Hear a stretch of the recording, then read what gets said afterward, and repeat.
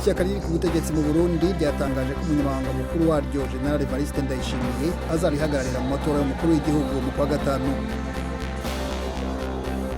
Muri Madagascar imyuzure yatewe n'imvura imaze iminsi igwa yahitanye abantu 31 abarenga 16 bava mu byabo mu majyaruguru y'icyo gihugu. Muri Nigeria abantu barurwa mu bihumbi ntibafite aho baba nyuma yo gukurwa mu byabo n'igisirikare mu byumweru bishize ikibazo cy'ubushyamirane bushingiye ku masambu. Muri Tunisia havumbuwe ikoranabuhanga rikurikiranira hafi amajwi y'inzuki rigafasha abavumvu kumenya ikibazo zifite no kurinda imitiba yabo.